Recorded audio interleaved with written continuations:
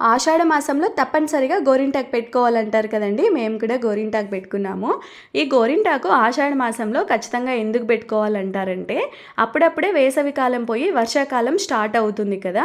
లైట్‌గా వర్షాలు పడి భూమి చల్లబడుతుంది కదా! సేమ్ అలానే మన బాడీ కూడా చల్లబడాలని చెప్పి గోరింటాకు పెట్టుకుంటారంట. ఆకు నూరుకొని ఇలా గోరింటాకు పెట్టుకున్నామంటే మన ఒంట్లో వేడి అంతా పోయి బాడీ బాగా కూల్ అవుతుంది. ఈ గోరింటాకు నెయిల్స్‌కి గూడా పెట్టుకోవాలండి. అంటే గోర్లకు కూడా పెట్టుకోవాలి. గోరుకి పెట్టుకునే ఆకే గోరింటాకు కదండీ! కానీ కొందరు గోర్లకు పెట్టుకోకుండా స్కిప్ చేస్తూ ఉంటారు. అలా గోర్లకు కూడా పెట్టుకున్నామంటే గోర్లకి ఇన్ఫెక్షన్స్ రాకుండా ఉంటాయి. గోరు చిట్లు అలా ఏవో లేస్తూ ఉంటాయి కదా! అవి కూడా లేకుండా ఉంటాయన్నమాట. చాలా మంచిది నెయిల్స్‌కైతే గోరింటాకు. మేము గోరింటాకులో ఏం వేసుకొని గ్రైండ్ చేసుకున్నామో చూపిస్తాను చూడండి. ఆంటీ చేశారనమాట. నేను వీడియో తీశానంతే. ముందుగా ఆకు తీసేసుకొని అందులో ఏమైనా పెద్ద పెద్ద పుల్లలు అలా ఉంటే తీసేశారు.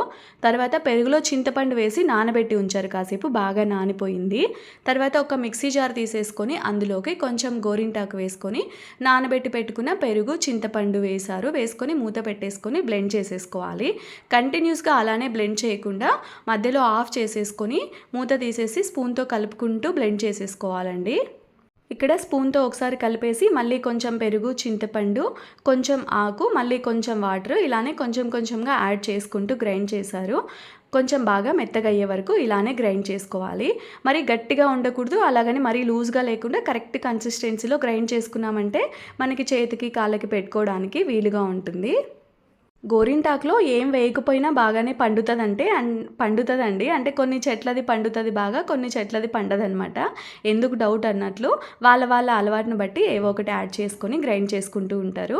కొందరు తమలపాకు తొడిమలు, వక్క, లెమను ఇలా ఏవో ఒకటి యాడ్ చేసుకుంటూ ఉంటారు కదా! మేమైతే ఇలా పెరుగు, చింతపండు యాడ్ చేసుకొని గ్రైండ్ చేసేసుకున్నాం అనమాట. ఎక్కువగా ఆంటీనే చేస్తూ ఉంటారు. ప్రతి సంవత్సరం ఆంటీనే మిక్సీలో వేసి అపార్ట్మెంట్లో కొంతమందికి పంపిస్తారనమాట. నేను, నా ఫ్రెండు, ఆంటీ వాళ్ళు అందరం కలిసి ఒక ఇంట్లో పెట్టుకున్నాము, ఫ్రెండ్ వాళ్ళ ఇంట్లో. ఒక్కొక్కరం ఒక్కొక్క డిజైన్ అయితే పెట్టుకున్నామండి. ఆంటీ వాళ్ళు చిన్నప్పుడు ఎక్కువగా ఇలానే పెట్టుకునే వాళ్ళంట. ఒకసారి ఎలా పెట్టుకుంటున్నారో చూడండి. మధ్యలో గోరింటాకు వేసేసుకొని అదే వేళ్ళకి పెట్టుకుంటారు. ఈ ఆకుతో కూడా డిజైన్స్ చాలానే వేసుకోవచ్చు కానీ కొంచెం టైం పడుతుంది అంతే. ఇంకో ఆంటీ ఈ డిజైన్ వేసుకున్నారనమాట. నేనైతే చాలా వరకు ఎప్పుడు ఒకే డిజైన్ ఉంటుంది నాకు. నేనైతే ఇలా పెట్టేసుకున్నాను.